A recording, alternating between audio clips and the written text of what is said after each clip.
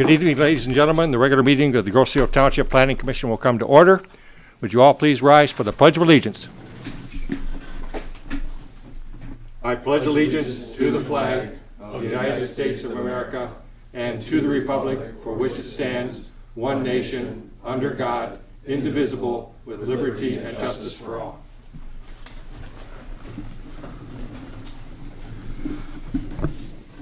First item on our agenda is additions or deletions to the agenda. Does anybody want to modify the agenda?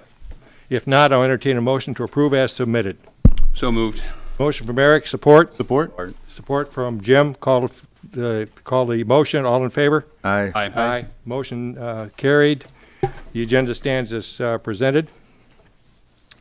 The next item is the approval of the minutes from April 3. Are there any questions or comments regarding those minutes? Hearing none, I'll entertain a motion to approve as submitted. So moved. A motion from Rachel. Rachel. John. Support. Support. Support from Eric. Yep. Call to question. All in favor signify by saying aye. Aye. Brittany, thank you very much. Oh, where is Brittany?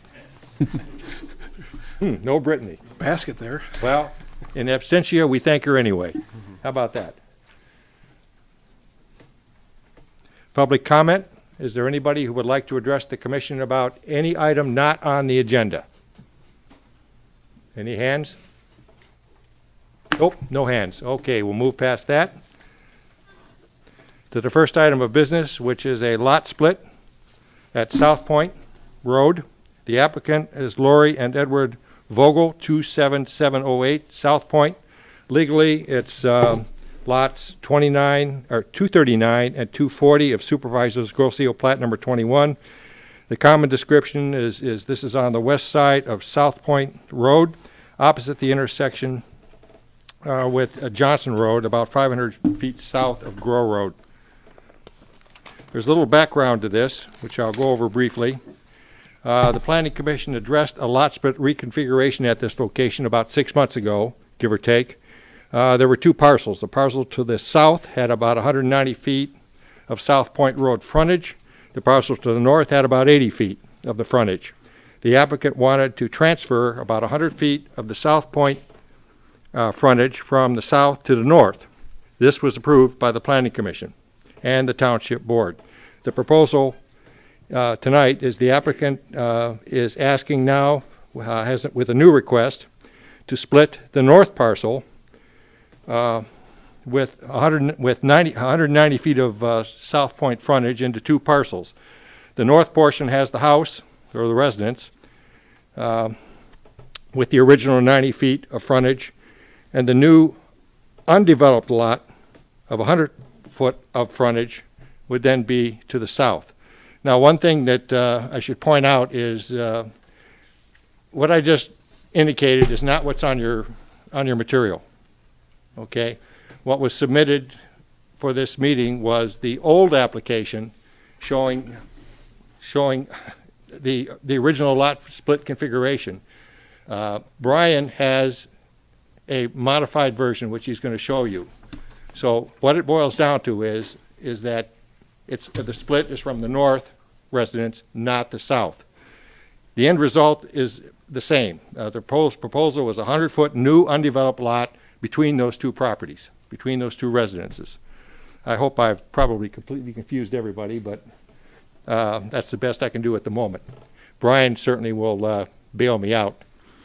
As far as applicable ordinances, we have Article 19, General Provisions, specifically Article 19.21, entitled Lot Splits and Consolidations.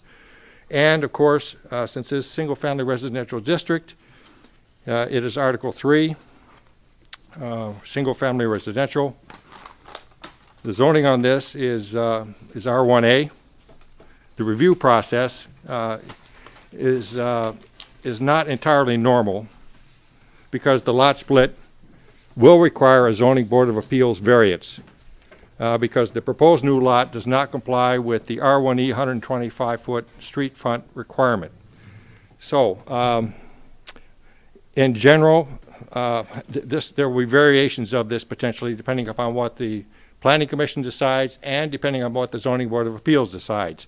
But in a nutshell, we make a review tonight okay, and potentially either conditionally approve or table. It then goes to the ZBA. The ZBA then either approves or denies it. Depending upon those first two steps, it may come back to the Planning Commission for a final decision before it finally ends up at the Township Board.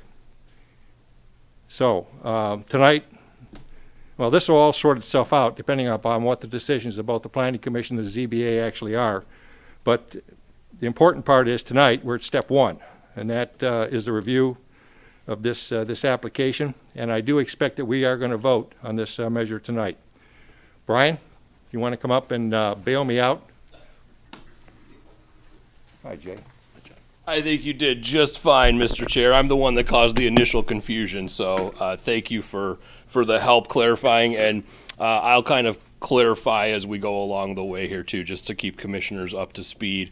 So there are a few things that the details of the review letter, address, a little bit different, parcel identifications, a little bit different. I've corrected all of that in the presentation tonight, so what you're seeing presented to you is an accurate reflection of the proposal. And if I've missed anything and or have confused you even more, we do have the petitioners here tonight to sort of help clarify their position as well. So all that being said, you are here this evening for a land division request. It's the property at 27708 South Point.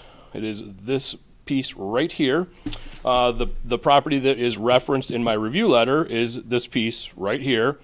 And at the end of the day, what the petitioner is seeking is to create a new buildable lot out of this large vacant area sort of in between those two homes. So those of you that were here back in the spring, as John mentioned, there was a reconfiguration request. This common side lot line between these two properties was shifted such that the subject property tonight, 27708, increased its area and width to the point of having 190 feet of width and frontage on South Point Road. So this area, the waterfront lots in this area are all under R1A single-family residential zoning. As John also mentioned, the R1E overlay kicks in when you create a new buildable lot. So whether it's via land division, site condominium, or subdivision plat, whatever methodology a developer or resident chooses to create new buildable lots, the R1A standards kick in, which are similar to R1A, except that they require a larger lot width and they do require some larger side yard setbacks. So that is applicable to the newly created lot as proposed tonight. So we're going to be going back and forth on a couple zoning designations too, but that's at least a bit of background. So this is the survey drawing that was provided, and so this is where sort of the initial confusion that I referenced earlier came in. So the line in the middle, so if you can follow the pink highlight, this is the lot they are proposing to create as a new buildable lot. The property to the left is the parcel that was referenced, 27740, and then again it's to the north, but on the screen it's to the right. This is 27708, so this is the property here. Where the confusion set in is if you looked at the survey and you read through the legal descriptions, there are references to a parcel A and a parcel B. Well, parcel A was referencing this property here at the original 27740, while B was referencing the proposed newly created lot. So that's really the one that's important, and those items are accurate. What we're going to need, however, moving forward, is we're going to need this survey drawing completed to show all of this parcel to the north, as well as have the new legal description provided for it. So, because that will change slightly. So those are going to be two things that we're going to need moving forward. So as John referenced earlier, you do have a couple different options before you tonight for action. If you do try to put forth a favorable recommendation to the board, I'd want to make sure that a new updated survey drawing and legal description are a condition of that action. And I can go back to this if anybody needs to see it at any point. So, so the table, again, updated, modified from what you see in front of you in my review letter. So the top row here, this is the existing residence, 27708. In terms of some of the applicable ordinance standards, your ordinance requires a minimum 60 feet of road frontage. That property would still have 90 feet, so there's no issue there. The R1A district, which applies to this lot because it's already developed and we're not creating a new buildable lot, requires a minimum square footage of 30,000 square feet. The remainder of that parcel as a result of this proposal still easily exceeds the district minimum. And then with respect to lot width, the R1A standard is 80 feet. They would still have 90. So there are no issues dimensionally for what remains of that parcel if it is split. So, and just a few comments. Again, it does contain an existing residence. Not only will the lot remain compliant with R1A standards, so will the house. So there aren't any issues. We're not creating any setback deficiencies. There's no issues there. So that is clean. The final comment to that property is, again, we just need that new survey drawing documenting not only the plan, but also the new legal description. And then the particulars of the new buildable lot that is proposed, and this is really why we're here tonight. So again, same standard for road frontage. It's a 60-foot minimum along a public or private roadway. That parcel, as proposed, would have 100 feet. No issue there. I mentioned earlier, newly created buildable lot kicks in R1E. R1E is also a 30,000 square foot district, 2.6 acres. No issue there. When we get to the third column, this is our hiccup. So as proposed, it's 100-foot lot width. R1E district minimum is 125 feet. So that deficiency will require them to go in front of the Zoning Board of Appeals to seek a variance to reduce that. So back to my earlier point, if you're in position to put forth a favorable recommendation tonight, that would be the second condition that I would ask you to include in such a motion, is that it would be subject to ZBA granting of said variance.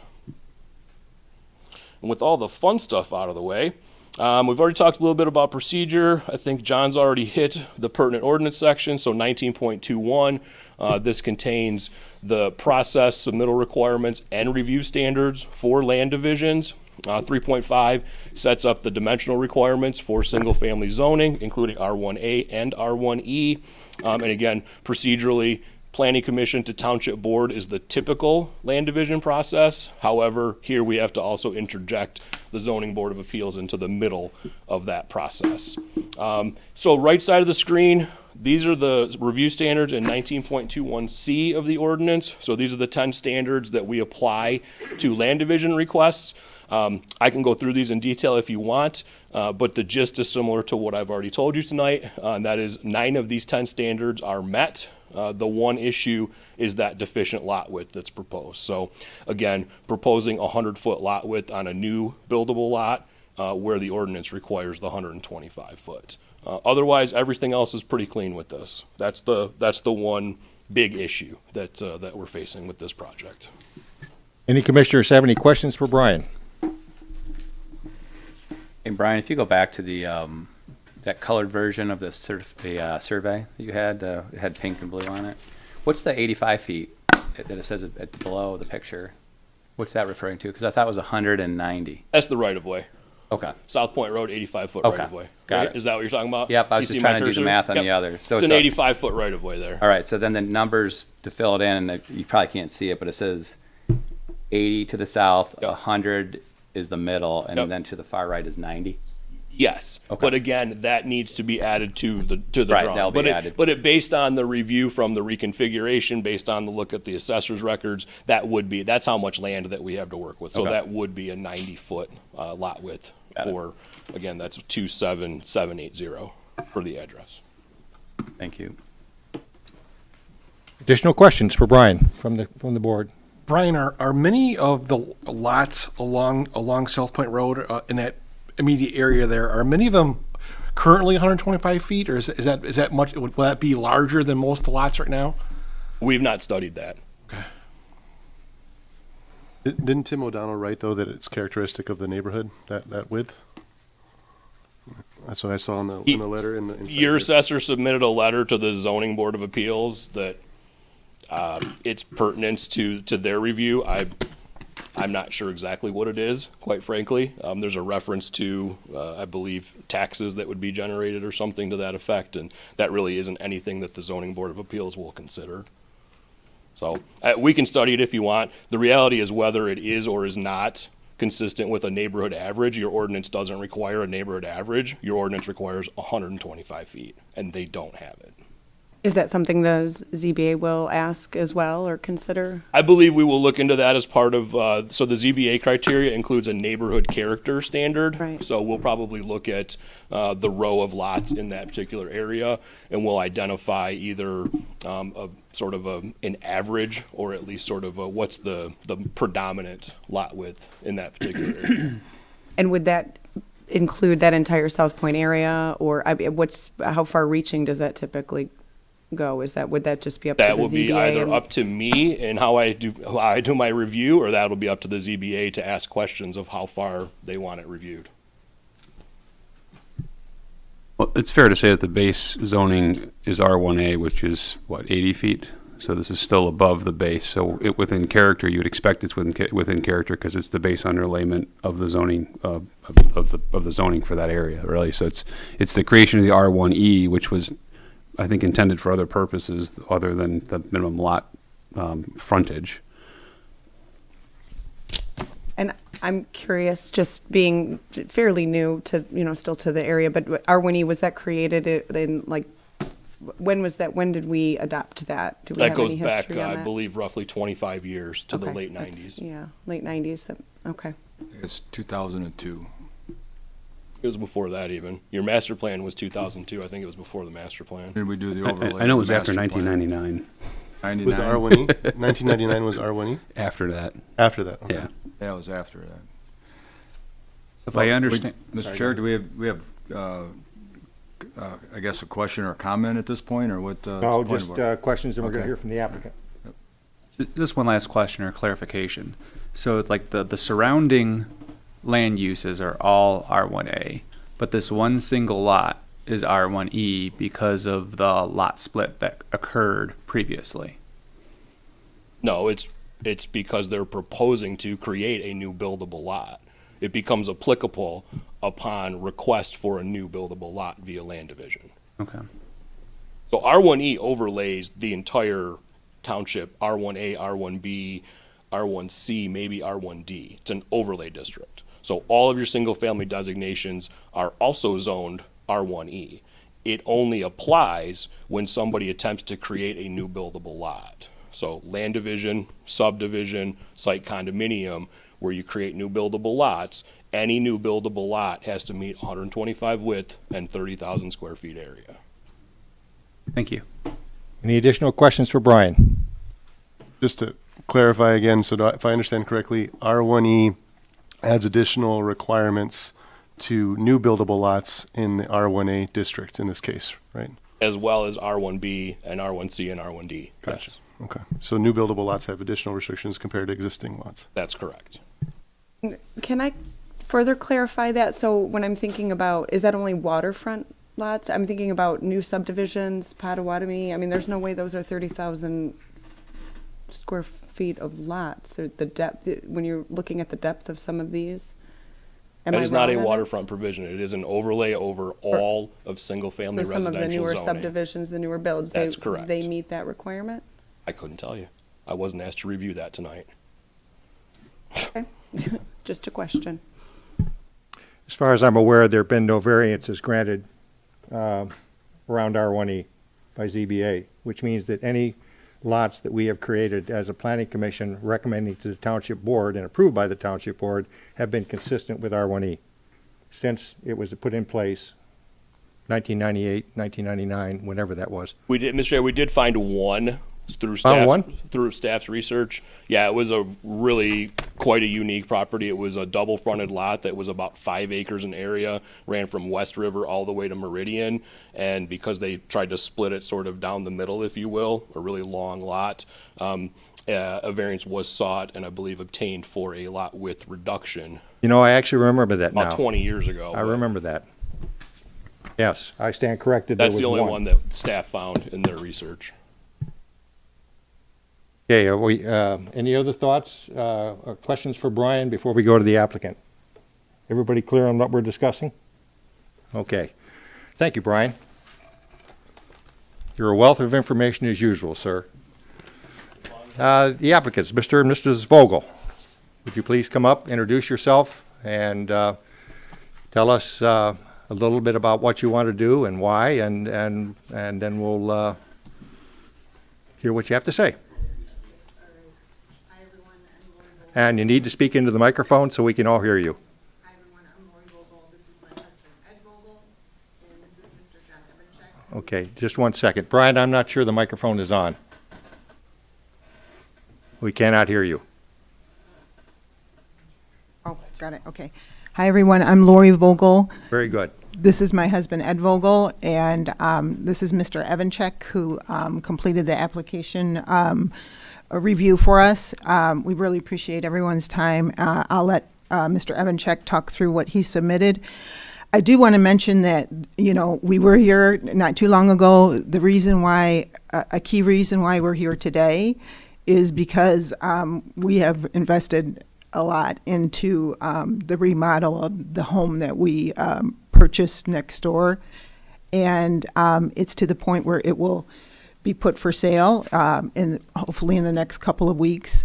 And when we sell that lot, we want to make sure that this will be our neighbor that we will probably live by, hopefully for the rest of our lives. And we want to make sure that we're upfront about what could or could happen between that lot in the middle of us and be good neighbors and stewards to each other.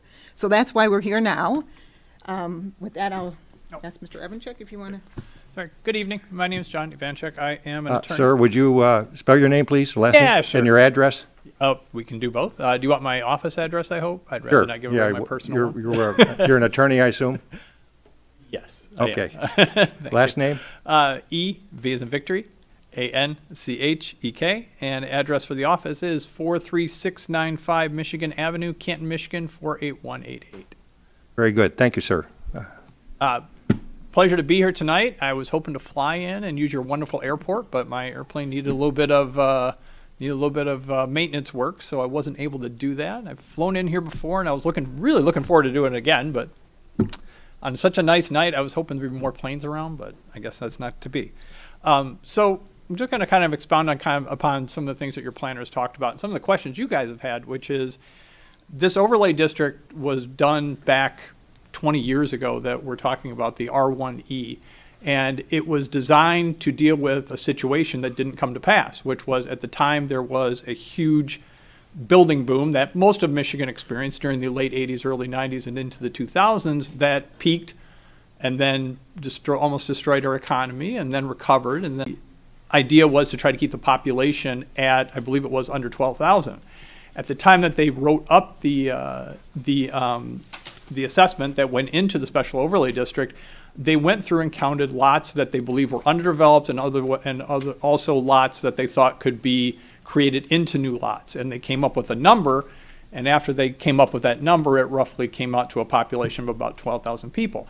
Now, who knows whether or not this lot would have been included in that, because otherwise, from what I'm seeing is that this lot would have been most likely part of something that they already calculated in when they created that, where they created the special overlay district. So if the Planning Commission were to move forward tonight and either recommend approval to the ZBA or what have you, yes, there's apparently only been one instance where you've ever granted such a variance from the special overlay district.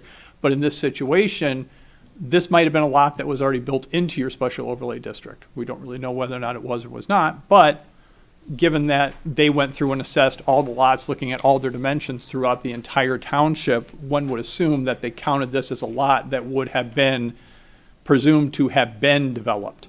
So either way, one of the, kind of jumping back or jumping around a little bit, as part of your master plan review, I took a look at your website really quick here this evening, and you put out a master plan request for updating your master plan to, how to deal with population, the aging population, tax base, eroding tax base, and things like that. Well, granting a buildable lot that is buildable in this situation would kind of move forward to that.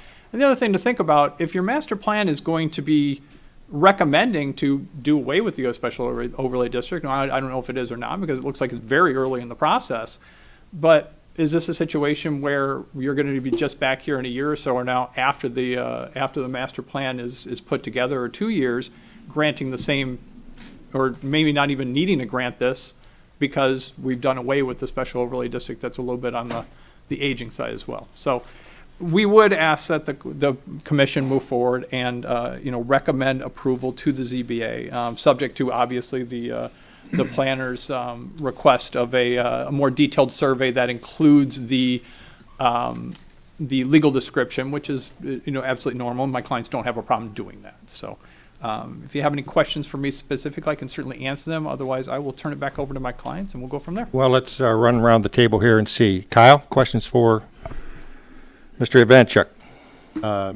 No questions at the moment, except to say that, the master plan process is still just starting, so we're a long way away from that, I would just say. Yeah.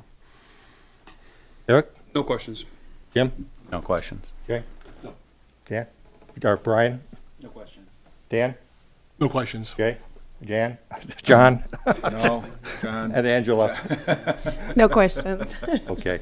Thank you very much. We're going to take it to the public now and see if there are any comments from the audience. Okay. Anybody would like to comment about this particular application? Okay, seeing no hands. Before we go to the table, I'd like to get some clarification on things.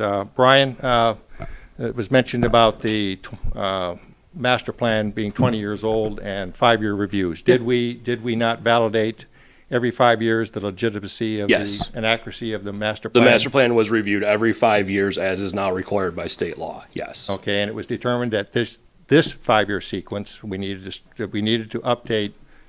We couldn't simply validate, we have to reassess and redo. That is and- correct. And basically recommit the community to a new master plan. Through the new planning process. Okay, That's correct. So it was not ignored, it was, we complied with the standard. And I Brian, apologize. would you?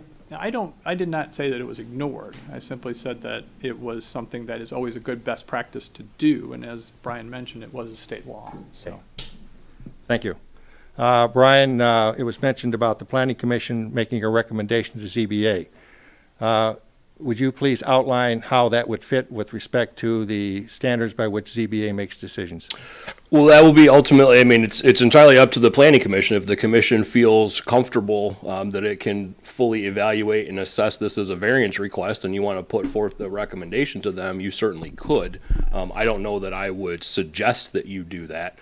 It's a completely different set of review criteria, and it's not something that I expect that this full commission has undertaken, as neither staff nor I have undertaken at this point either. So I don't know that I would suggest that you give them a recommendation. If you were to put forth a recommendation, it would be based upon the land division request and the review standards that you all are to apply, which is 19.21, and that recommendation would be to the township board as part of this process for land division, not necessarily for variance.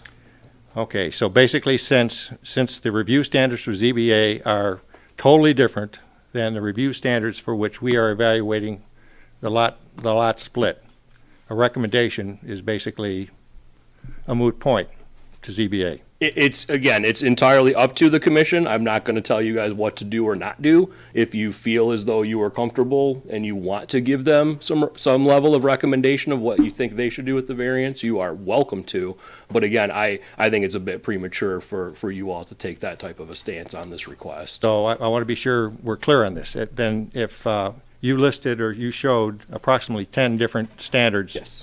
under which a lot can be created, of which those 10, only one was the one which requires the variance. Correct. So if the planning commission decided that they look at the other 9 and they see those 9 are fine, then a conditional approval for those 9 based on a ZBA approval of the 10th Correct. would be a path forward. Absolutely.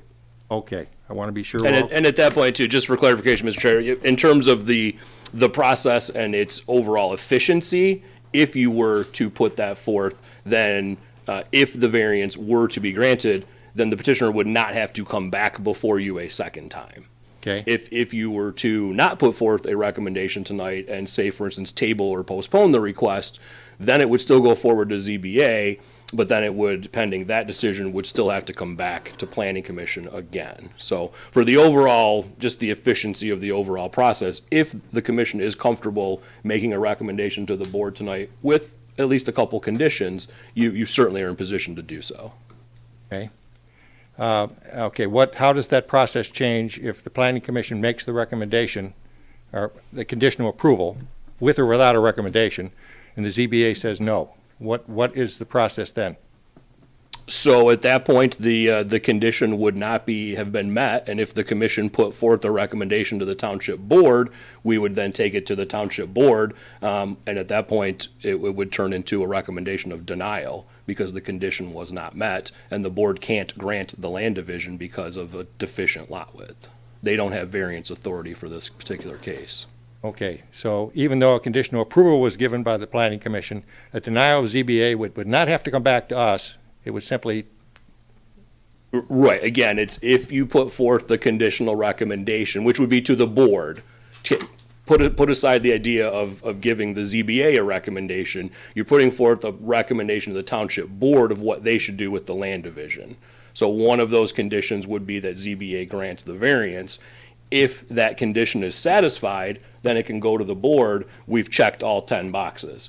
If it is not satisfied, then it will go to the board, and they're in a position where essentially it would have to be denied. okay.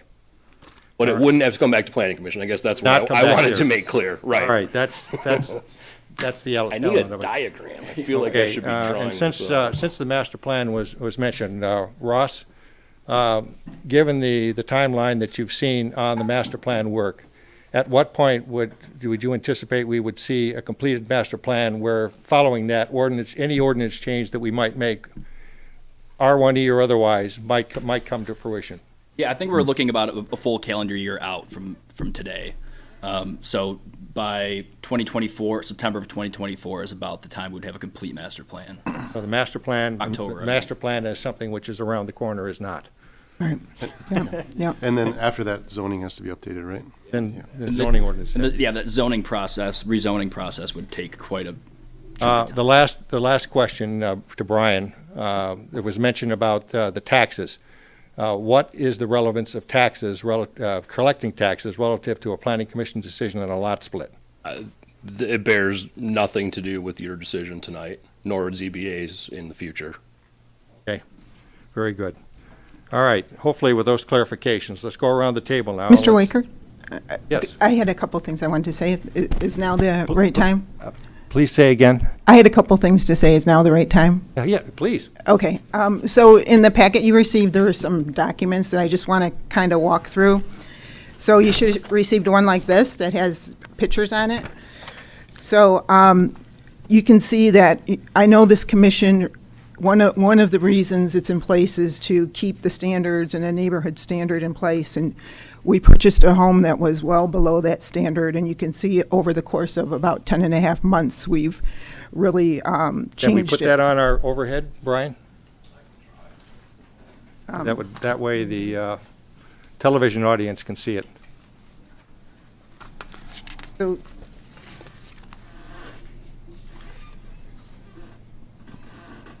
okay. Okay, there we go. Very good. So. Okay, start again, please. Okay, so the two on the left is the before and the after, and then the land the subject that we're speaking of is the ones in the middle. And when we purchased the home, actually the previous homeowner told us that she had received an offer that required they wanted her to bring the waterfront or the land back, and she had gotten estimates, and it cost $15,000. Well, my husband and I, we did that. He has a strong back, and we did that ourselves. So there were over 5-foot weeds. There were huge dead trees. There were rodents. There were skunks that were in the back of this property. So we've done the best that we can but we aren't allowed to put a dock or anything in the back because our land already has a dock. So this would be just open land if it stays the way it is. And you can see there's stumps in the water where we removed the dead trees, and it's not the standard for the waterfront in that area. I took a picture to the north and to the south so you can see what the standard is like. But that's how that property would look like if it weren't its own lot. In the packet, I also had a couple other things.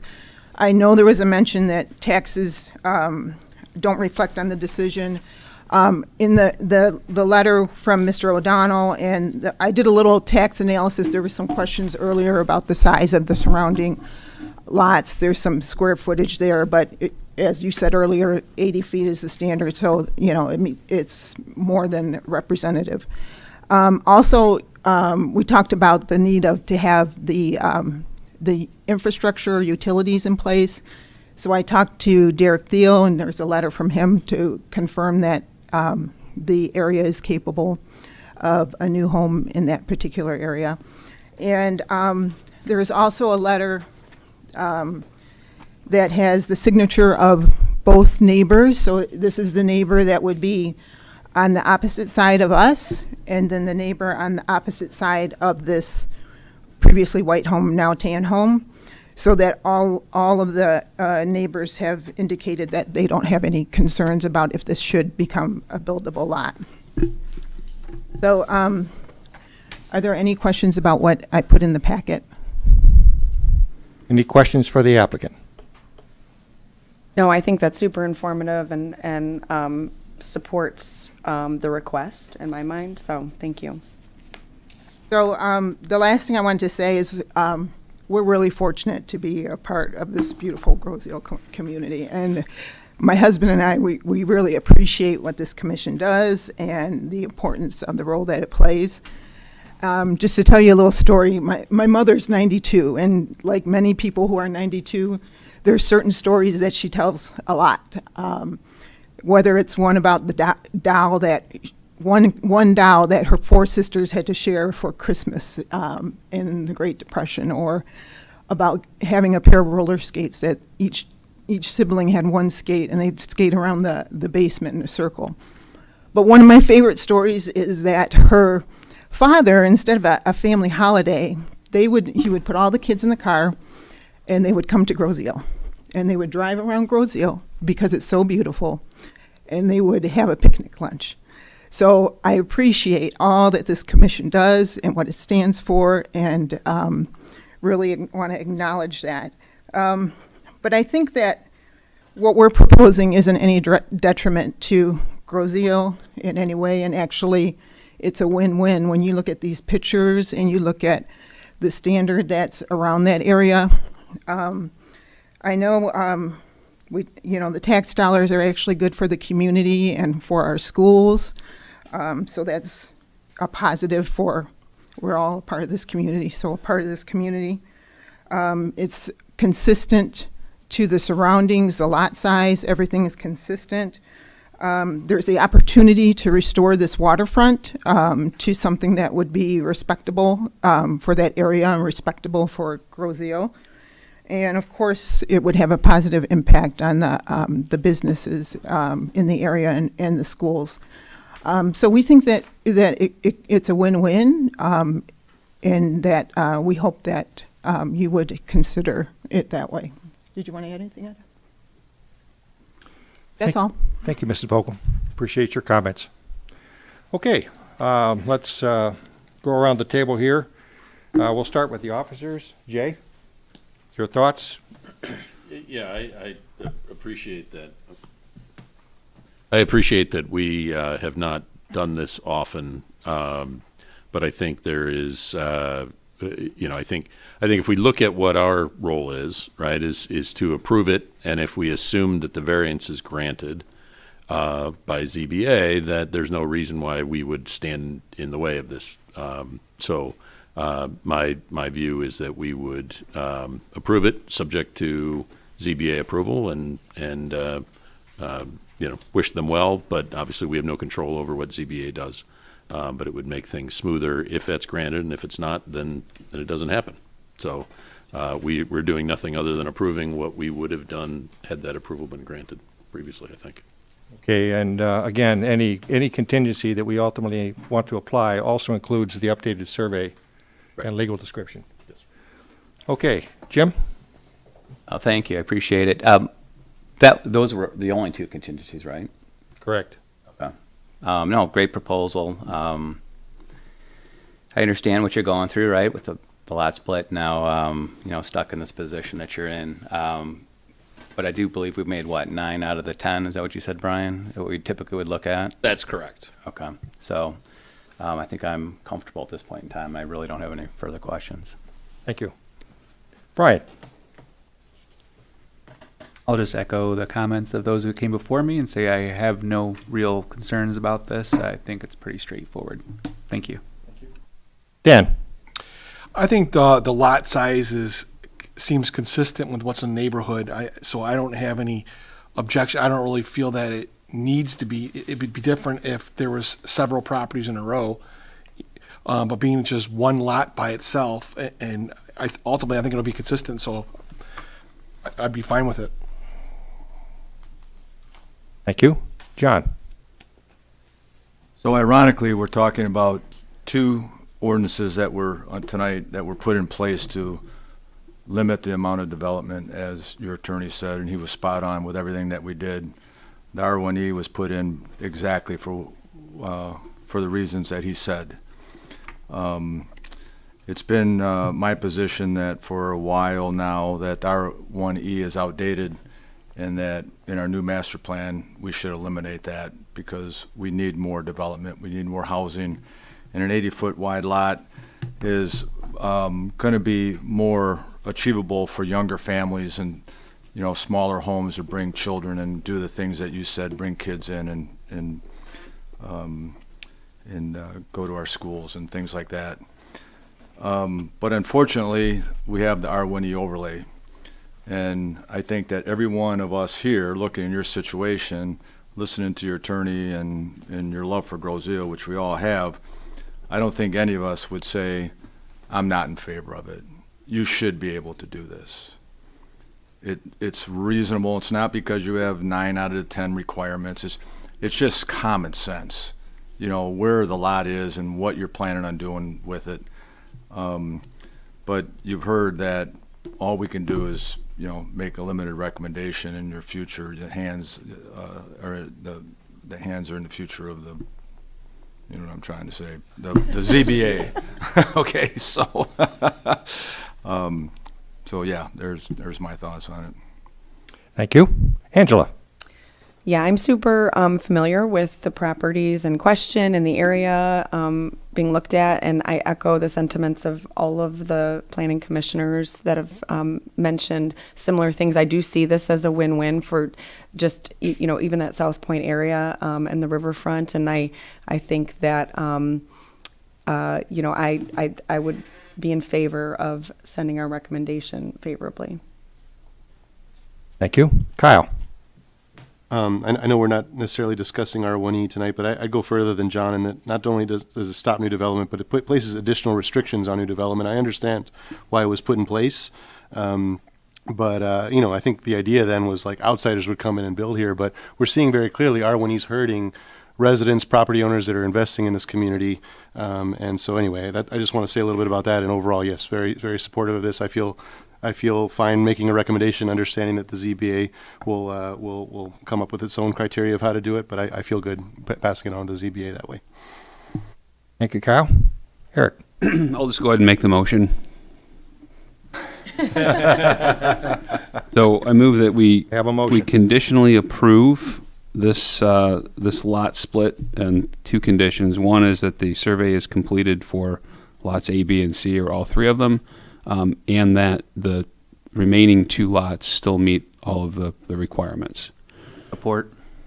And Motion. Well, let me finish the second one. So the second one, and the second condition is that it's also conditional upon the ZBA grants the 125 to 100 foot variance. Now support. Okay, we have a motion. We have support from Brian. Brian. Does that meet the requirements that you wanted? Can I just add 2 suggestions? Please. Do what you will. One, can we just make it clear that it's a recommendation to the township board? And then 2, if you wouldn't mind citing compliance with the standards of 19.21 with the exception of the lot width, which is why the ZBA. And that way we're just tightening it all up. Okay. Didn't you say? Eric, is that all right? Yes. Ryan, is that support? Agree, yes. Okay, we clear on that? All right, discussion. I didn't get a chance to speak, so I'm going to speak. Sorry, John. That's okay, it's all good. That's why we have dialogue. Yeah, this, from a planning commission's perspective, is a very simple decision. Okay, we are obliged under our ordinance standards that if a lot split complies with the nine of the 10, we are obliged to approve it, contingent upon the 10th going to zoning board of appeals. We cannot say no. Okay, that's one of the guidelines of the planning commission. If it's in black ink, an ordinance, and an applicant comes here and it complies, we must approve it. It's not judgmental. So on that basis, this is exactly the right thing to be doing. That's my comment. On that note, I'll call the question. All in favor signify by saying aye. Aye. Opposed? Motion carried. The recommendation of the Township Board is approved. This will be scheduled for ZBA presumably this month. And you will need to make your case in front of the ZBA at that time. Thank you very much. Thank you. You guys have a good evening. Thank you. Thank you. Moving on. We have a bit of an unusual request. An item before us that we've never seen before. It's the Oak Natural Commons Conservation Easement Plantings. The applicant are Kyle and Brianna Thorsrud, 8641 Woodside on Grosse Ile. The location is legally Lot 12 of Old Clubwood subdivision. The common description is 8421 Woodside, which is very near to the Sunnybrook Woodside Drive intersection. The zoning is R1B. The background on this, Old Clubwood subdivision was developed in the early 1990s. There was an ordinance requirement in place at that time that there would be a 10% set aside of property for conservation purposes. The developer chose to place an easement around the perimeter of the properties that was about 10 foot wide. And this property was actually deeded to the township for conservation purposes. There is a deed restriction that requires the township board approval for any alterations to this easement. The proposal from the applicant is to plant trees in selected areas of the easement adjacent to their property. The process is that our role tonight is to basically review this request and make a recommendation to the township board. Something like this can't just go directly to township board. We need to process it. We need to evaluate it. We need to make a recommendation. Then it makes it very straightforward for the board as to what they need to do. So tonight I do expect we will vote on this. It would be a yes or no vote. Ross has some additional details. Ross Quero, Community Development Manager, will share his thoughts on this. Good evening, everyone. Let me see if I can get this over here. Yep, so we got a little bit of background for you guys. I know that the deed, as well as the request from the applicant and a landscape plan is provided in your packets, but I thought I'd just kind of walk through this with you guys here. So we are at 8641 Woodside, and the request is to plant in the conservation easement. Mr.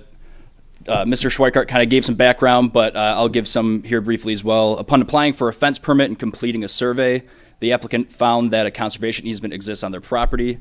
The purpose of the conservation easement, and this is pulling straight out of the deed, is to maintain the easement premises forever in its natural, open, and undeveloped condition, and to prevent any issues or any use of the easement premises that will significantly impair or interfere with its conservation values. And as Mr. Schweikart said, this was created in 1993, and the township attorney advised us on this process of going to planning commission, then township board approval. So this is the aerial. It's between Bellevue and Grosse Ile Parkway, as well as Park Lane and Meridian. Right here is the subject property. As you can see, the easement is currently being maintained, and from the applicant's understanding, it has always been maintained. And there's a couple trees right here and along the southern property boundary. So here are the proposed maintenance and plantings from the applicant. As you can see here, there are 10 proposed juniper trees on the western boundary, as well as continued maintenance that's being proposed here as well. And that maintenance area is 36 by 15 feet. And it's important to note here that within this conservation easement, which is 15 feet in length and width, there's also a 6-foot utility easement that runs along the western boundary border and the southern border. And then here at the southern border, 2 juniper trees and 2 green giants here, and then the last green giant is here. And just to reiterate, permission, the formal request is to permission to continue maintenance of the western easement property north of the front of the home as a lawn. Routine lawn maintenance would include grass cutting, trimming, edging, and fertilization. Plant 2 green giant arborvitaes and 2 juniper trees along the southern easement, and plant 10 juniper trees along the western easement property between the southern border and Norway spruce tree, which is approximately congruent with the front of the house. This is the Oak Natural Commons south border. You see the 2 juniper trees and the 1 green giant there. South border, Westview, showing the 8-foot distance from the utility easement, and as well here on the western border. That's looking south on the western border. And that's all I have. Thank you, Ross. Let's see if there are any questions for Ross. Anybody have any questions they'd like to get addressed? I do. So Eric. the utility easement would trump everything else, wouldn't it? Yeah, so I had the engineers review this because initially the applicant wanted to plant in that utility easement, and the engineers said to, as long as they plant outside of that, that they would be fine. So the utility easement, I mean, that's not even subject to the township control, is it? I don't believe so. Brian, would you? Yeah. It just seems like, yeah, I mean, we're part of this area is really kind of outside of our control, right? I mean, Rick, yeah, we're talking only about the conservation easement. right. Specifically. Well, but am I understanding that correctly? The utility easement that was within the Yep. conservation easement. So the conservation easement is 15 feet, and then the utility easement is 6 feet. Oh, let me go back here. Then, Within the 15. yes. So like right in the middle of the 15? Yeah, So we're really talking about 9 feet. 9 feet. Yep. I guess to keep it simple and Are we really talking about 9 feet, or is it like 4 foot on one side and 5 on the other? so the conservation easement is 15 feet in width entirely, but within it is that utility easement. So it's sort of like the utility easement is, and the conservation easement is one of the same.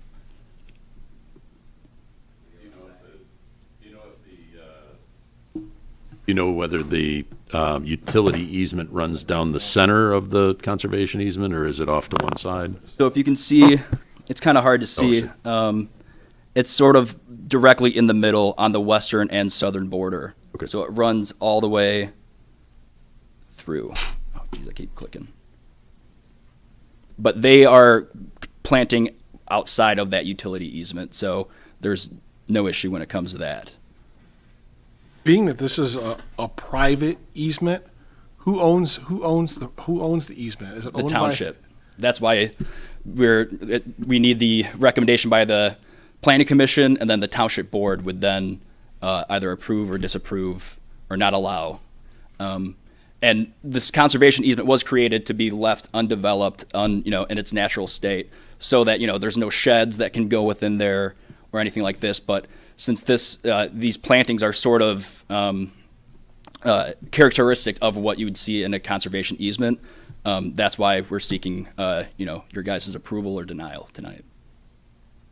So I've gotten conflicting information on this. The township does own this, or the property owners own this and the township has control over this? This was owned by the Old Commons, what was the Old Clubs Wood subdivision, and this parcel was granted to the township.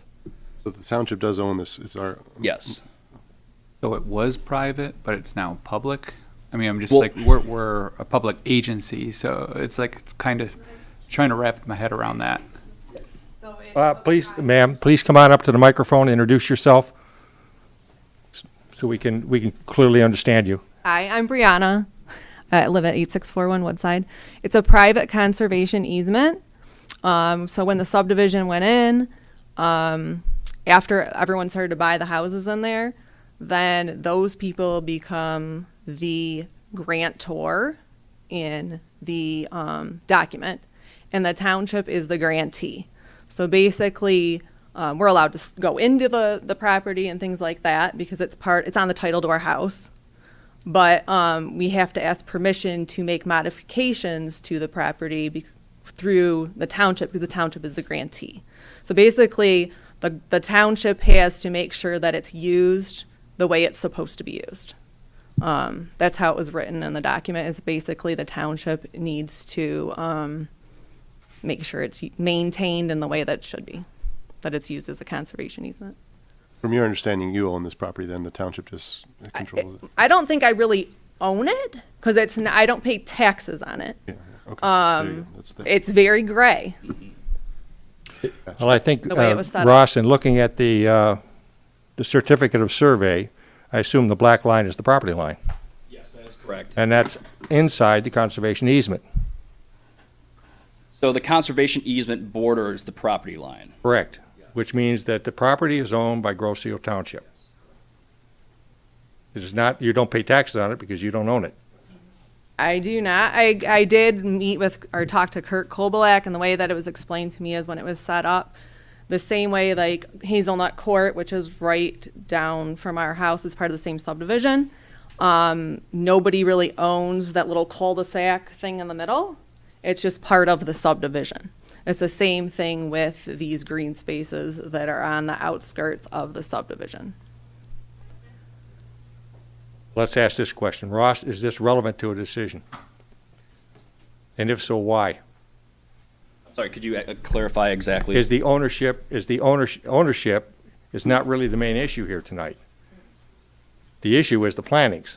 Does it matter in terms of a planning commission recommendation to the township board whether the township owns the property or owns only the conservation easement with an underlying ownership by the applicant?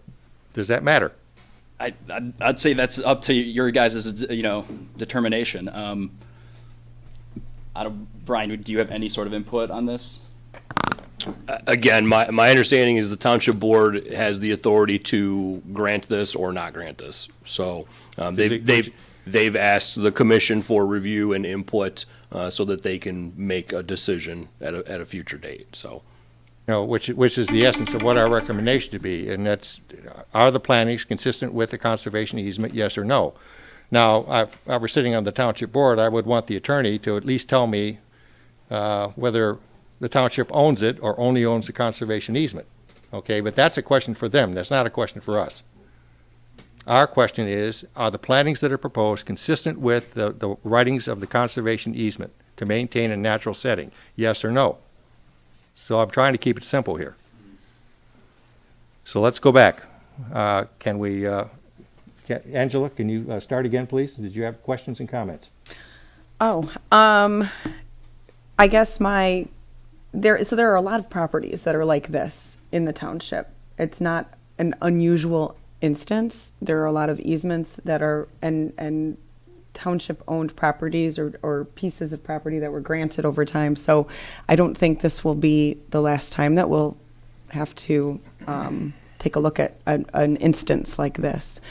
I guess in my way of understanding this, you essentially want to donate your time, energy, and vegetation to make this look more like a Grosse Ile piece of property that a conservation easement would, within character of a conservation easement, right? I mean, to help me understand, it's like you just want it to keep with the character of Grosse Ile, you want to plant vegetation. The whole reason the conservation easement was made was to create subdivision, I believe, between the subdivisions, because we are an end property, so we have an easement on two sides of our house, because there's two different subdivisions actually butting up to our house.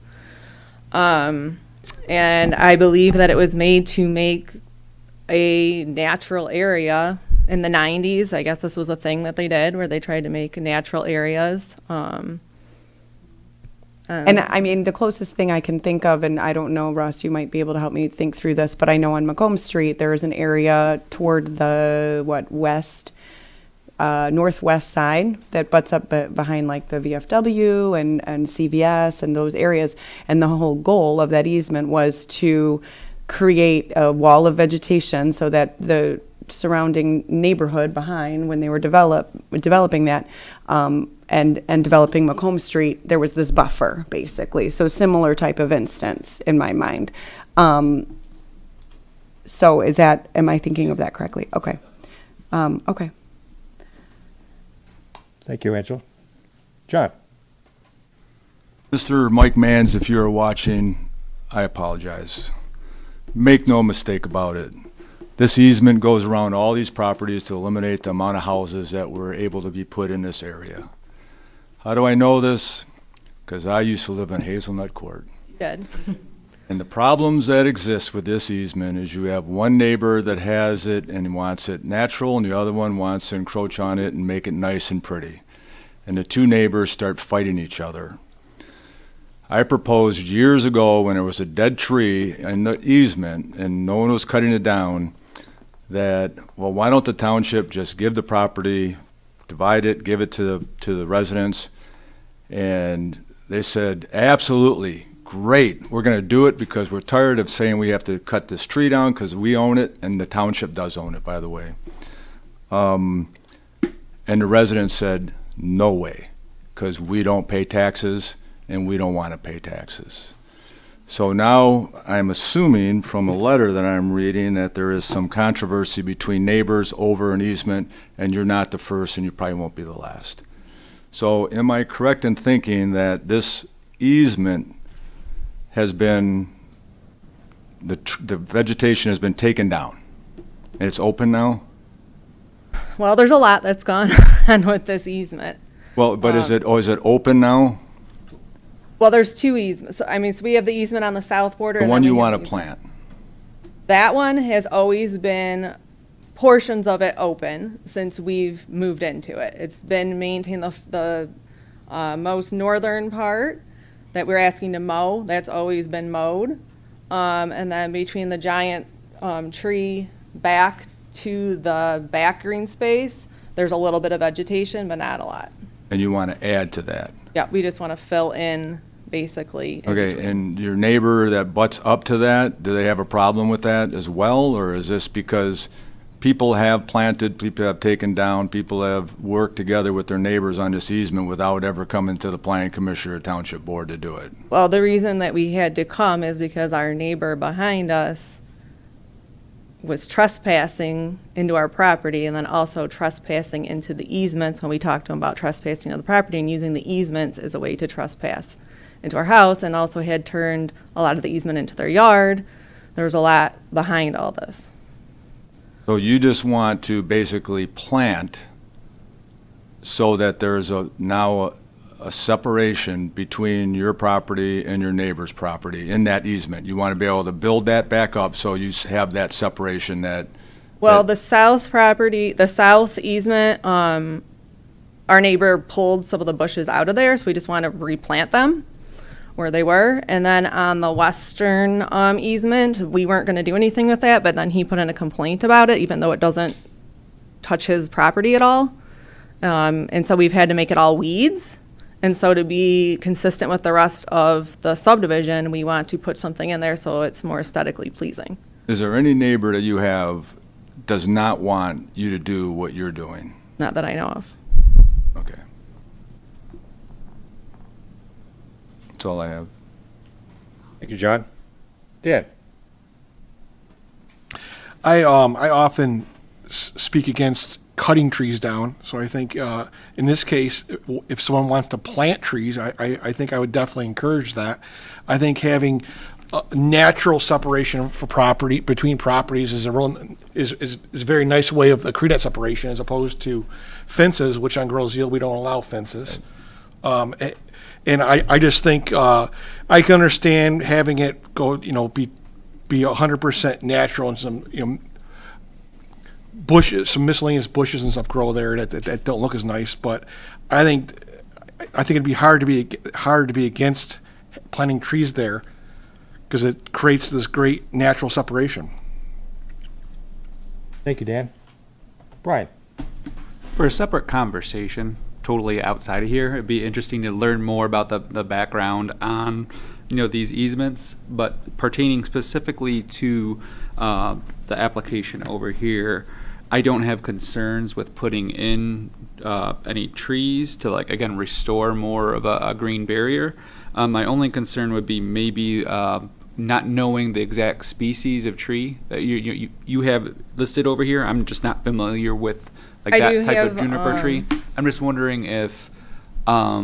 you're too close to the borderline, that potentially, with the a utility easement, that someone could come in and butcher the tree. So maybe moving it a little bit. That's a green giant. Why don't you put them on the, Yeah. put them on the front there so that everybody can see? My only concern is that it looks like there's 1, 2, 3. I mean, there's a lot of the proposed junipers that look like they're very close to that property line, and I know that the utility companies aren't so cautious and looking out for the best interest of the tree, like when they come in to trim stuff up. Hi, I'm Kyle Torzard, 8641, her husband.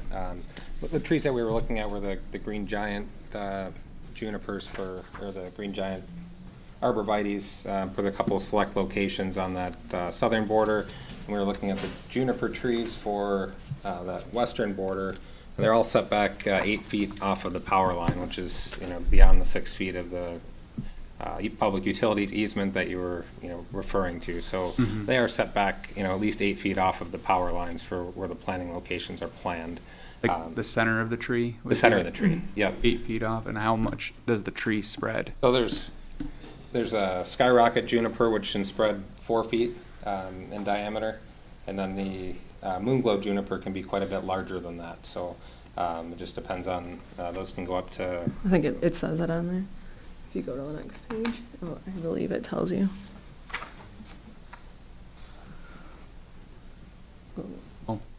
I don't mean to belabor this. I just, that's one comment is just, the consideration of the location of the tree. But I'm all in favor of, restoring a green barrier for this property. Thank you. Thank you, Brian. Jay? Yeah, I don't want to get into too much personal issue here, but it sounded like there was a dispute with a neighbor, and then you said that you didn't think any neighbors had a problem with it? Well, that neighbor there is. There's always been problems since we moved into our house. Okay, so there is a neighbor who would Yes. object to this? Yes. Okay. Is that neighbor here in Yes. the room? We will find out shortly when I take it to the audience. All right. I do have the document from Wayne County that's the Lieber from the warranty deed that does basically say that we are somewhat the owner of the easement. I can show you. If you read the first paragraph in the conservation easement. Was that Did you provided get on- that or no? Yeah, I hinted that. I don't think it necessarily means the owner, it just means that we have the ability to apply for making changes to the easement. As far as, as the lot owner, we can make a request to the township, in order to make changes that are consistent with the easement. But the surrounding neighbors don't have the same, I guess, ability to make a request to change the easement adjacent to our property, given it was part of our subdivision. So I think that's what she was alluding to, and that's why we came up with this planting request, as well as the request to maintain the lawn on the front part, up in between the houses, just from a neighborhood aesthetic standpoint, so. Yes, it says grantor is the owner, so grantor would be us, grantee is Crozio. Grantor is the owner of all lots in Old Club Woods subdivision. As a result, the owner of the private common area there within consists of certain real property. It's within that paragraph there. Okay, thank you, Jay.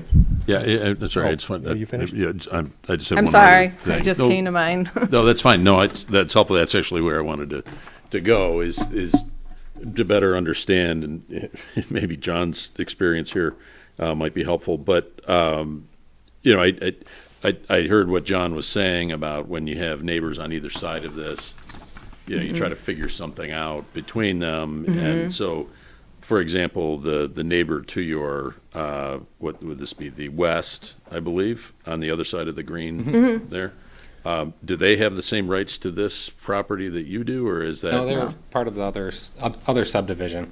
I've just outlined here, this is says that the easement herein granted permits the grantors and their successors in interest to use the easement premises for all purposes present and future, not inconsistent with this grant. So that's where we came up with as a successor of the owner of that lot.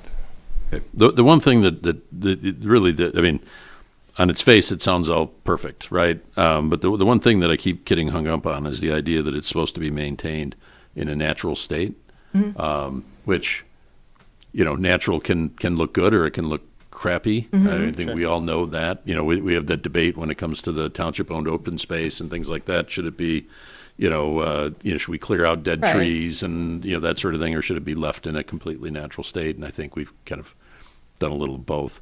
But that's, what the township does elsewhere is probably less interesting to you than what's happening directly next to your property.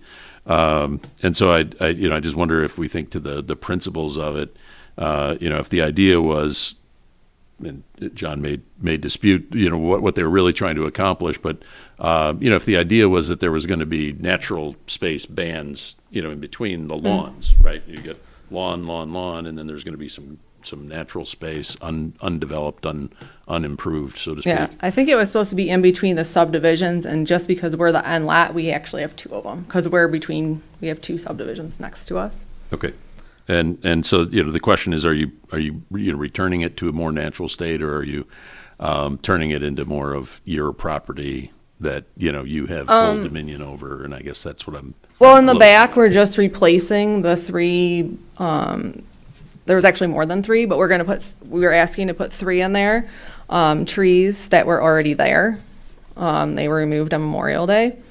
And then the side, we weren't going to do anything with it, but then when there was a complaint, and we've had to make it all weeds. Do you want to show them the picture of the weeds? This is looking to the south from the front of our house.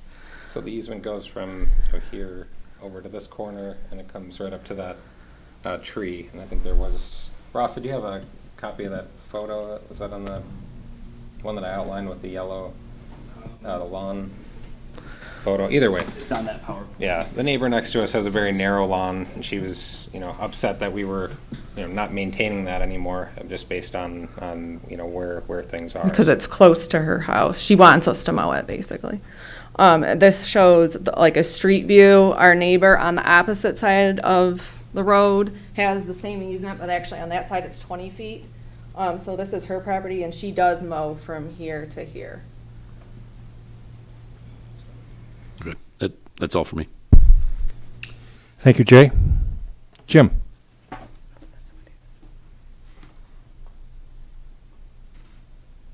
think I understand most of the points. It's interesting, that last document that was brought up, though, about who essentially has control, I guess. So how I found it, it was on the deed to our house. It was actually on our deed. That's how I found the document. And it was on Wayne County's website. It basically tells you in black and white everything that property, the easement, the conservation easements are supposed to be used for, and all the rules and regulations to follow. It also does say in there if things were taken out, that we have the right to request to put things in, and actually whoever took them out is actually supposed to be putting them back in. But we're willing to pay to do it. All right. I don't have anything further right now. Thanks. Thank you, Jim. Eric? No other questions. Thank you. Kyle? I don't know if this offers any comfort, but I'll just say I'm sorry on behalf of the Township Board of the 90s they set this situation up. This seems like a messed up situation. I don't even know, Kyle. Don't feel like you need to answer this. Is more a Township Board question, but would you be opposed to a possible competitive sale process to try to resolve an issue like this or next to your property? And again, don't feel like you need to answer. I'm just curious how we solve this for situations like yours in the future. You know? You're saying buy the property? Yeah, like it would be a competitive bidding process. It would only be, I mean, probably relevant to you and your neighbor or neighbors because no one else could build on it or anything like that. But So as of right now, like the neighbors are in separate subdivisions and this is a private easement of our subdivision. So I don't think that they would have rights to put in bidding unless the township changed the document. yeah, which I think, I don't know. I have to ask an attorney, but I'm just curious. If you don't feel like you need to answer tonight, please get back to me later if that's something that might interest you or anyone that's listening tonight. Because this seems like a messed up situation. On the issue before us, planting trees, generally support planting trees. The one maybe suggestion I would make, I wouldn't hold you to it. As a conservationist, try to plant more native trees. I think there's both native junipers and arborvitaes.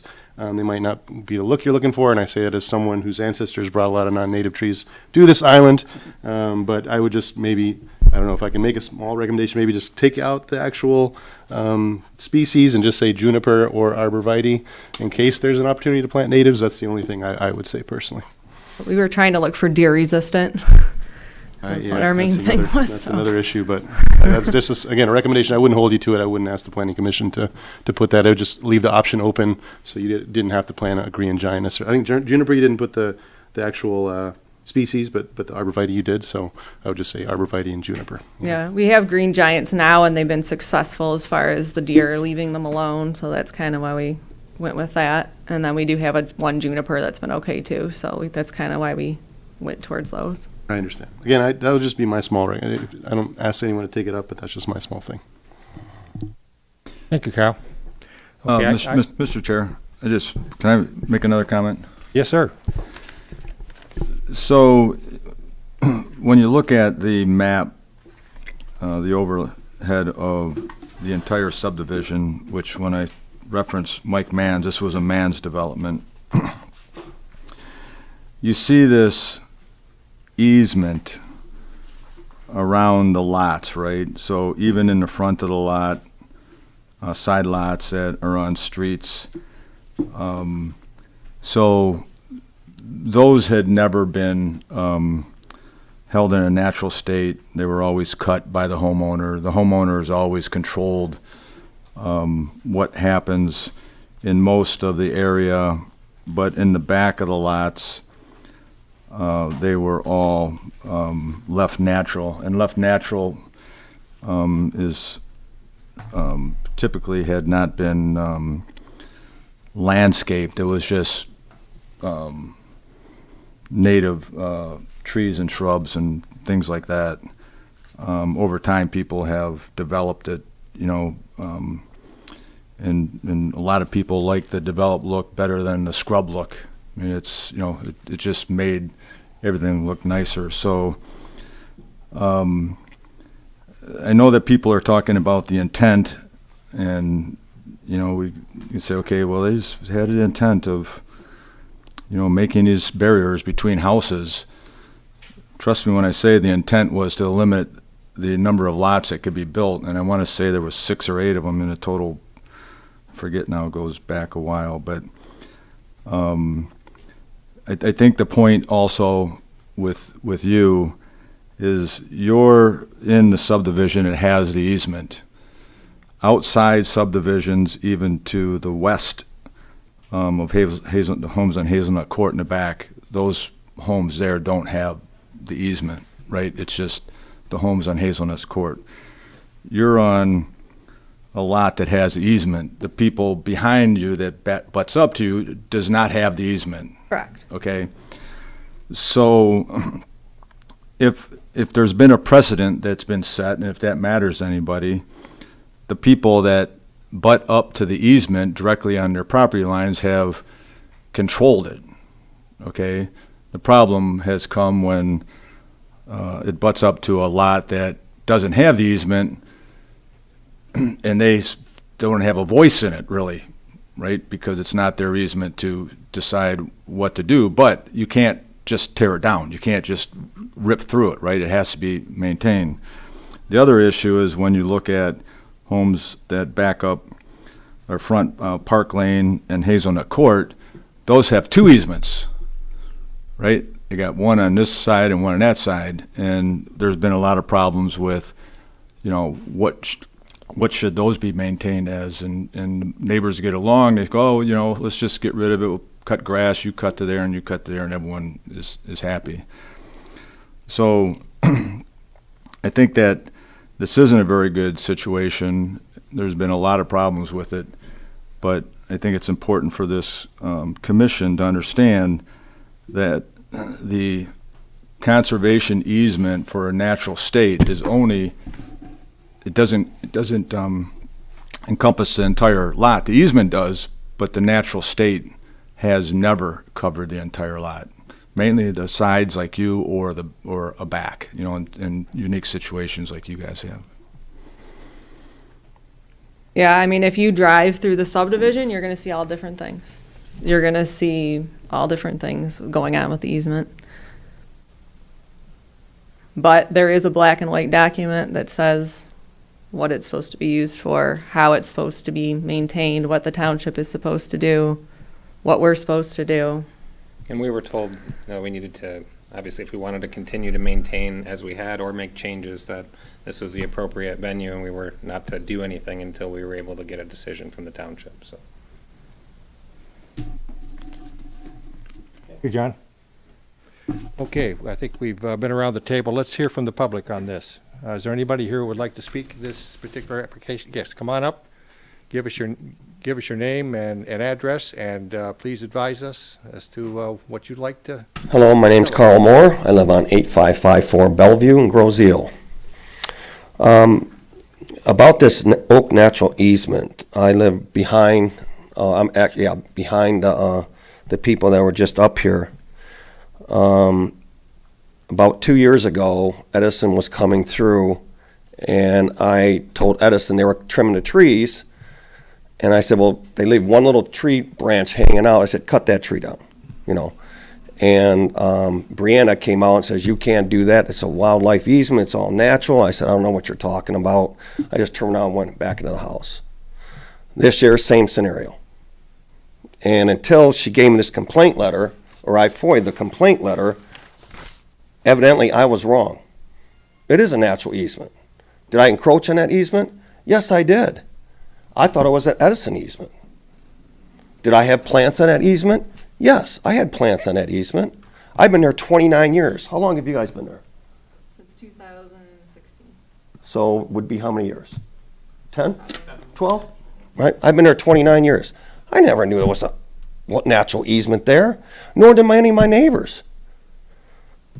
And what puzzles me is they've been there 10 years, and they pulled these deeds out 2 years ago. You should see the plantings they've already put in there on that easement. It's unbelievable. If you go to this document that I gave you, see pictures of wood piles, you see pictures of everything that they put on this easement, knowing it's a natural easement. We did not know it was an easement. We knew it was a natural easement. It was on our understanding it was a green space. We did not find this document. Okay, if you're gonna talk, ma'am, you need to come back up and share the microphone, please. So, Please share the microphone. oh, okay, go ahead. The reason I found the document is because when DT came through, Carl said he wanted the trees cut down, and he said, whose trees are these anyways? That's when I found the document. 2 years ago. I did not find it two years ago. Then why did you tell me that you can't do that? Well, It's a I- natural Okay, easement. Director- Well, I knew there was a. Excuse me, we're not gonna get into a discussion I agree. between you two. You're gonna have a discussion with the planning commission. So you direct your comments to the chair, likewise with you. Got that? Got it. There's a green space. I knew there was a green space behind these houses because I grew up on Hazelnut Court, which is like kitty corner from our house that we have now. So I knew there was green spaces. I knew they were supposed to be natural. I didn't know all the rules of it. When I moved in, I split the easement with Carl because I didn't know what the rules of it were. And he had already had it landscaped. But then he started trespassing. He started to want everything cut down in there every time DT would come through. And then he asked me, whose are they? And I was like, I need to find out what is the actual rules of this property, because it's very gray. And that's when I found it, which was just this spring. Okay, sir, your comment? Yes. She didn't tell me that. Okay? She told me that that's not your easement. That's a natural easement. I didn't say cut all the trees down. I said cut the tree down with the one branch hanging off to the right. Me being a landscaper, it kind of looks bad for both of us, actually. Ooh, I'm sorry. Kind of looks bad for both of us, not knowing it was a natural easement. Well, I think you had a lot of company and people not knowing. Well, But sure. Let's cut to the chase here. Do Well- you oppose the planting of the trees in that easement? I do not oppose the planting of the trees in that easement, but I want her to remove the plants that she's already put in there, and to remove the wood piles and the trellises and everything else down the easement property line. And also, if you look at this page, this outline of this common natural easement, there's a storm sewer easement there too, that's 10 feet. If she starts putting all these plants in that easement, it's gonna block that flow of water and back up into my property. That's what that's for. To take that easement property, flow it towards her property, and put it down the storm drain line, which is a 10-foot easement. Can I talk? So I don't mind her putting plants there. These plants are gonna be small, but they're gonna get big. As you know, there must be 10, 15 plants, green giants already there, knowing. And then all the way down to Woodside, that goes to your street. I get that. It's grass. I understand that. I wouldn't want, the grass to be this long. Number one, ticks. Number two, mosquitoes. I get that. I don't have a problem with that, all right? But when I got this complaint letter, it states Moores must return this easement to its natural state. I came down to this township. We both agreed. I will remove my plants, and that's when I removed my plants, because it's a natural easement. If you look at the document here, in the pamphlet, it states you're not allowed to disturb, dig anything on that easement. Till, plow, alter the development of this easement. You can't do nothing. And they planted stuff on this easement, and I don't understand why. I removed everything that was on that easement when I got this complaint letter. And now, if you go look, which I hope some of you have to go look at this problem. They have stuff all in this easement. Remove it. If you want to put a couple plants in there, that's fine. If you want to cut the grass on Woodside, I don't have a problem with that. I moved everything that I had in there, okay, according to this letter. And I suggest they do the same thing. First of all, the drainage is not in the easement, it's in our yard. And our subdivision was actually put in after Carl's, so his subdivision should already had drainage set up for that subdivision before our subdivision was put in. Also, when they set up these conservation easements, they should have taken into account drainage when they set up with all the builders and everything on how the whole site plan was. Okay. Drainage issue is easily resolved. We simply get, as part of the decision on this, engineering confirmation that whatever is being done is not going to impact the drainage either in your yard or the adjacent yard. That is easy, and we can manage that. So let's not get off track on that. Okay. Did you make plantings into that area, into the conservation easement that we have not discussed tonight? We did, but prior to knowing about this. Prior to like, knowing that it was a probably- conservation easement, basically the same as yours. Okay. Probably 4 or 5 years ago. But Carl also had a walkway into our yard that went through the easement into our yard. Okay. Not relevant. Is it there now? It's not because I put 2 bushes there. Well, then it's On the not. easement. Then, all right. These sorts of issues are always very difficult to resolve. But from a planning commission perspective, okay, we are not in the enforcement business.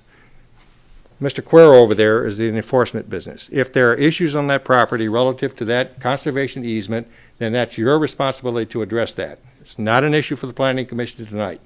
The only issue in front of us is the plantings that you're asking to put in, specifically the bushes and trees. That's it, okay? What happened before, what happened, with knowledge, not knowing, which, okay, perfectly understandable for both of you. Right. I mean, obviously, as the discussion's gone on this table, okay? There's even confusion as to who owns the property and as to what constitutes natural. Nothing is defined, okay? So it's perfectly understandable that you would be in that situation. But the question is, how do we move forward? We move forward by making a decision relative to the trees that you want to plant, making sure that we do not create something new to cause a problem, like drainage, or running into utility poles. Having to have them grow too wide and interfere with the utilities. That's something that the engineering group can look at and can review and can approve or ask you to change, one or the other. Okay, are they planted far enough off the utility easement? I don't know. And then the engineering, Ross and the engineers can figure that out. So let's take all these issues, let's separate them, and let's start the page clean. Okay, Ross, you're going to have responsibilities here to look that area over and get these things right, and we will put contingencies in, okay, to make sure that they're incorporated in a recommendation to the township board. That's my thoughts on this, but I want somebody else's thoughts too. Jay? Yeah, I think I share the view that this, we are not the people to break these disputes, particularly when we don't really have a lot of information about how these came about and all that sort of thing. I do think, though, that there is, I think these neighbors are close to resolution. I think as John said, the drainage issue can be settled with professionals who can look at it and say yes or no, this is consistent with our drainage patterns. And then I think for the cleanup, I think what I'm hearing is that there is not dispute about plantings. There is dispute about things like wood piles and trellises or other things that are not considered part of natural state. I would question, Mr. Moore, I'm hearing you're okay with these plantings, but maybe not the prior plantings. I wonder what the difference is. Well, it's the principle, okay? Me removing all my plant material in that easement, okay, and them knowing that easement existed and planted all those plants. I don't think that's fair, all right? I'm not against people putting plants. I mean, when I was trespassing in that area before they even bought this house, I had plants in there. I had it all mulched. It was really nice. Did I maintain it? Yes. Did I go across that easement, which I don't know? Yes, I did, to blow the leaves back onto my property and clean up my yard. Did I encroach on their property? I guess I did, yes. I have people next door coming over to my yard doing leaves and stuff. I don't care. I mean, we shouldn't even be up here talking. We're adults. We should have had this discussion at the house over a bottle of wine or something. I would love to do that, and we shouldn't even be here. I did But try going back to this, okay, she wants to put junipers. That's not natural. That's not natural, okay? These green giants can get 18 to 20 feet tall, and it's going to grow into the lines. It will. Being a landscaper, I know that. And they grow anywhere from a foot tall and a foot wide a year. They're very aggressive, okay? When you start putting plants and everything in an easement or a drainage or anything, it's called uprooting. Your base of the plant starts to rise, okay? If you ever go around a tree, it's always high around the tree. Well, that's going to block the flow a lot of the water too.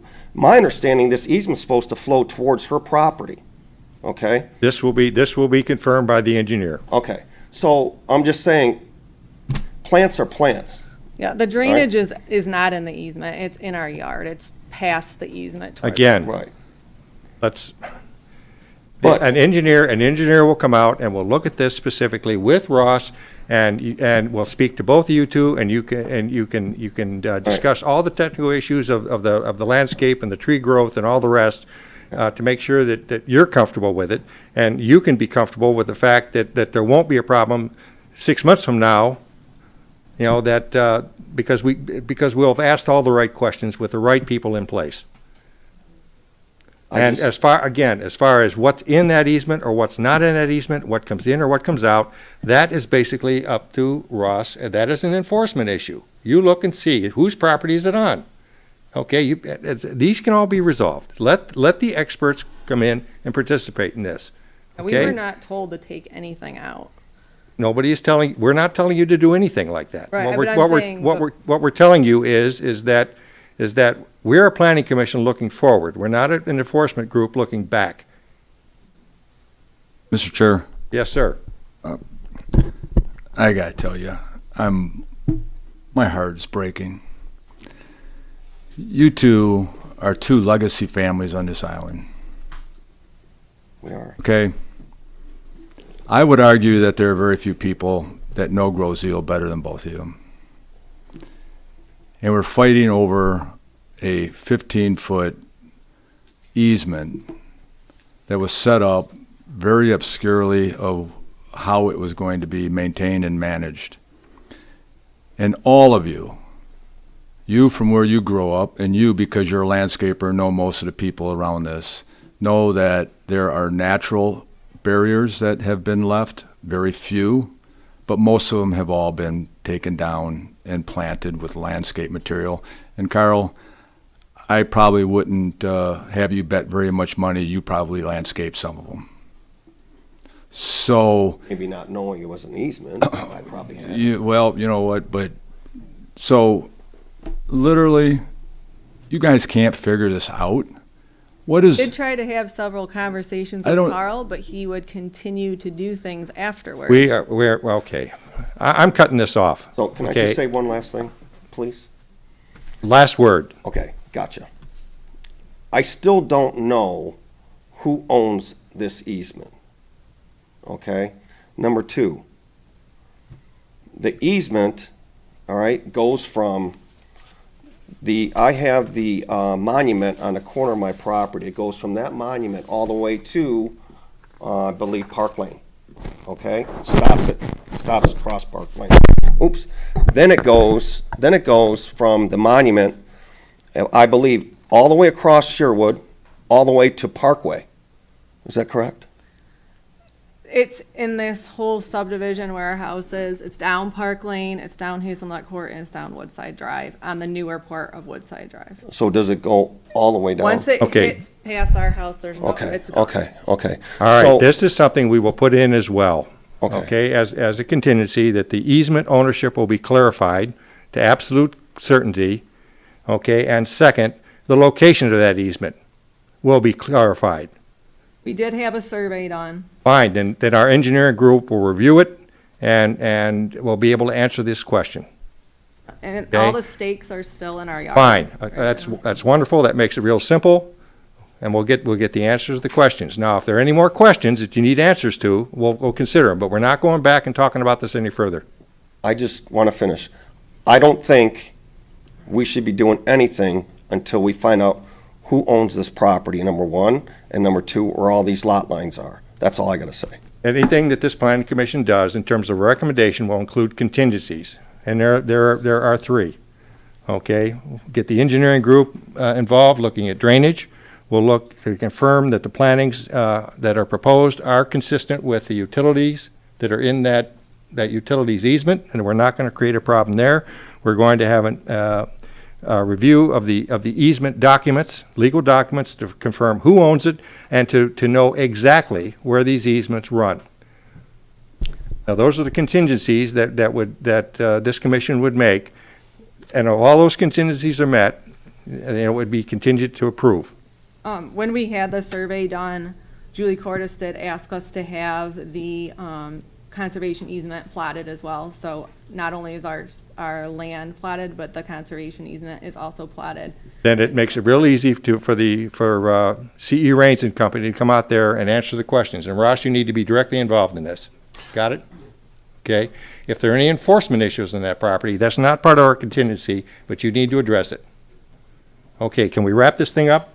so can I make a motion to allow plantings based upon those three contingencies? We have a motion. Is Do you there have support? I'm sorry, I do have a process question. Yes. The engineering, utilities, those are all at township costs, it sounds like. Would that go through the township board, those costs? So we would ask for review fees associated with this because it does cost our department hundreds of dollars an hour for sea cranes to go out there and review this stuff. So that would be passed on to the requesters or requestees or, okay. As long as that's true, yeah, I'm okay with it. Just wanted to clarify that. Thank you. Okay, we have a motion, and was there support? Support. Brian. And support from Brian. Additional discussion.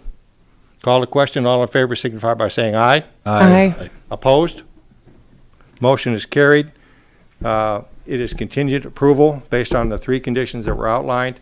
Ross will be in contact with both of you and you guys, and we can get this all sorted out. Okay, Thank you very much, folks. Okay, let's move on.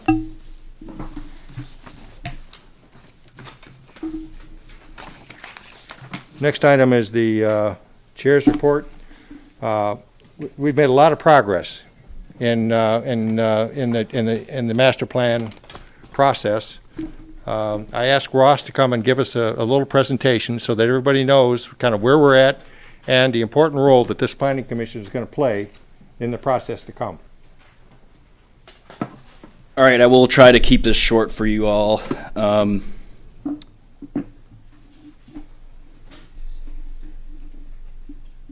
right, so like Mr. Schweikart said, we have made a lot of progress. I believe about 3 or 4 months ago is when we held our initial meetings, meeting different groups and went through the RFQ process to get consultants at Township Hall here and interview them. And we, through a committee comprised of myself, Mr. Schweikart, Mr. DeBasseau, Jim Budney, Supervisor Budney, and Township Manager Derek Thiel, we selected Smith Group. So just a little bit of background for those either at home. I know that this commission is very aware of what a master plan is, but this project will be a 20-year policy document that directs how and where change will occur in Grosse Ile. It directly impacts the spaces where we live, work, play, and connect. The public's input and the commission's input is key to creating a shared vision for Grosse Ile's future and directing how that vision is achieved. So this is the team. There's 2 consultants. There's Smith Group and then CIB Planning. CIB Planning does a lot of redevelopment, downtown redevelopment strategies, currently doing stuff in Browntown right now. Carmine, I believe, was a part of the old planning LSL group. So very familiar with Smith Group. And the Smith, Carmine is very familiar with Grosse Ile, and Smith Group is familiar with Grosse Ile too. They did some planning stuff with Sugar Island, which was pretty cool. Let me see here. These consultants are going to be highlighting, land use and housing, mobility and waterfront access. In recent weeks, we've had some discussion with BASF regarding Point Hennepin, and that's going to be incorporated into this master plan. Point Hennepin is supposedly relatively remediated. It's almost completely remediated. So in terms of long-term planning, I think that's something to consider. And Smith Group will be meeting with the folks at BASF to discuss long-term potential with Point Hennepin. I'm not going to go through all of this, but this is sort of the collaboration process here. And more specifically, the commission and board, how you guys will be represented through the steering committee. Different board members will be engaged through workshops during each phase prior to adoption to ensure that everyone is familiar with the plan and can provide feedback as well. We'll be, addressing different stakeholders that will be a part of the steering committee. And actually, the steering committee is formed right here. We have Supervisor Budney, Uto O'Connor, Kyle, John Schweikart, Angela Sukakis, so numerous people from the Planning Commission, as well as Superintendent Valerie Orr, Grosse Ile Historical Society, Karen Arcosi, Derek Thiel, and then Paul Glore from the Nature and Land Conservancy. This is their mission, our mission as well. It's to update the master plan to reflect Grosse Ile's 20-year roadmap, set the stage for zoning revisions, something that came up to today's meeting. Identify implementable strategies grounded in data, operationalize recent DDA plans to spur town center redevelopment, make planning approachable, understandable, and engaging, and reflect the wants and needs of the community members for today and for tomorrow. So this is the process. In the blue, that's at every stage that the Planning Commission will be included in this process. We are starting, the virtual steering committee kickoff is starting October 28th or 23rd with all the members that were previously listed there. An in-person visioning and values work session with the Planning Commission will begin November 6th. So next month, Smith Group will be coming here, meeting with you all, kind of setting the stage and kind of kicking off this master plan process with you all. And then we will also have mobile tours in November where the Planning Commission will be invited to tour the community with the consultants. And that's sort of the first phase this winter. And then in the spring and fall of next year, there's going to be a lot of visioning, public hearings, and goals will be mapped out with the Planning Commission.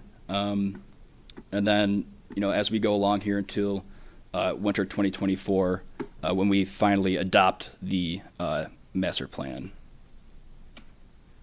So next steps is share the engagement strategy, which I'm sure that they will at next month's meeting. They'll kind of say, hey, this is how we plan to reach out to the public. Who are we thinking about reaching out? What type of community groups are we going to reach out to? How we're going to do this.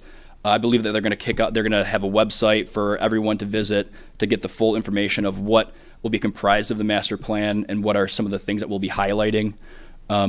And upcoming touch points will include the steering committee kickoff, the vision and values workshop, and the walking tour. So that is all I have. Thank you, Ross. Just a comment or two of my own. I think you all are going to be impressed with the Smith Group. Very, very professional, very competent. They have strong backing in all of these technical areas, and they know how to run one of these processes. And they're very much interested in leading and guiding our community to the endpoints that we as a community want. They're not here to tell us what we want. They're here to ask us what we want, and then through our input and the input of the community and all these stakeholders that are out there, we're going to come together with a master plan that is visioned out for 20 years. So I think you're going to be impressed. I certainly was through my contacts with them in the interview process and then subsequent to that. So I look forward to working with them. I think from a planning commission perspective, you can expect far more meetings, than what we've had just simply dealing with, applicants coming in. Of course, we're going to take care of that, but there's going to be additional public hearings and that are going to be a necessary part of this, as we move through the process. So you can kind of think about that we're going to be far more engaged than with extra meetings than we have in this last year or two. So it's something to be excited over, and I hope that maybe Ross, if you could send that email as an email attachment to everybody so they can look at it in a little more detail prior to Smith Group coming in, that would give you all a real good start. I can send the full proposal that they had to a different, they're going to be looking at the Commerce Park, rezoning that, different ways to, bring business into Commerce Park. If you've got more material, send it out. Yep, I will. I'll be sure to do that tomorrow. The more we know, the more we can see, the more we can contribute. So, any thoughts? I hope everybody's excited about this as I am. Yeah. Ross, thank you very much. Good job. Thank you. Okay, next meeting date. Brian. We really don't have anything pending right now, Mr. Chair. We got through tonight's case. You didn't table it, so that doesn't have to come back. We do have a forthcoming pre-application conference on another project, though at this point it's a little premature to say that will be ready for, say, a November or even December meeting. So keep that on your radar. I do think there was you were intending on a master plan meeting, I think in November, right? Yep. Was that a steering committee or a full commission? Full commission. Full commission. So I think that was intended to 6th? be, I believe so, yeah. So first Monday. so that would be your regular first Monday in November. With the, I think the current intent is that that is entirely a master plan session. If we happen to have sort of a case, a project come in that isn't too complex, then we can discuss adding that to the agenda as well if you want. But if not, we could try to keep them separate too. It's always a tricky proposition to, when we have casework and we have master plan items.